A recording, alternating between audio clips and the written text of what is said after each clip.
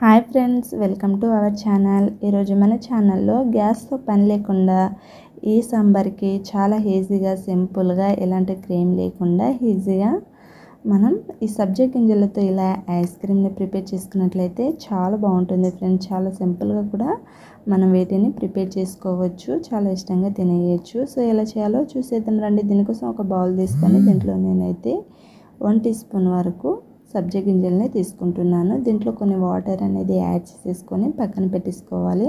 ఇలా పక్కన పెట్టేసుకుంటే 10 మినిట్స్ పాటు చూడండి ఏం చెక్క సబ్జా గింజలు అనేది నానిపోతాయి అన్నమాట.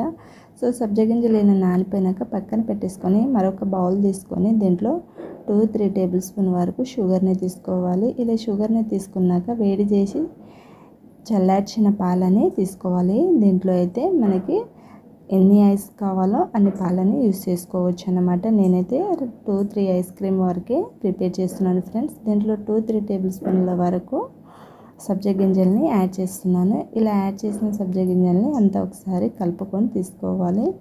ఇలా కలుపుకున్నాక మనం వీటిని కంప్లీట్గా కలిపేసుకొని తీసుకోవాలి. ఇలా కలుపుకున్నాక ఐస్ క్రీమ్ బౌల్ కుల్ఫీ బౌల్స్ని తీసుకుంటున్నానండి. మీరు టీ గ్లాస్లో కూడా చేసుకోవచ్చు, ఈజీగా వచ్చేస్తుంది అనమాట.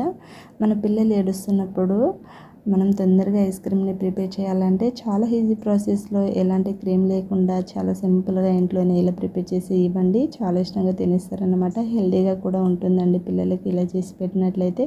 ఈ సమ్మర్లో కూల్గా చాలా ఈజీగా మనం వీటిని ప్రిపేర్ చేసుకోవచ్చు. వీటిని ఫ్రిడ్జ్లో 8 అవర్స్ పాటు స్టోర్ చేశాక చూసేద్దాం రండి. ఐస్ క్రీమ్ అనేది చక్కగా వచ్చేస్తుంది అనమాట. ఇలా దీనికి ఉన్న కవర్ అనేది తీసి చూసినట్లయితే చూడండి, ఇట్లా కవర్ అనేది కంప్లీట్గా తీసేసి ఇలా ఓపెన్ చేసి చూసినట్లయితే ఏం చెక్క ఐస్ క్రీమ్ కూల్గా మనకి రెడీ అయిపోయింది ఫ్రెండ్స్.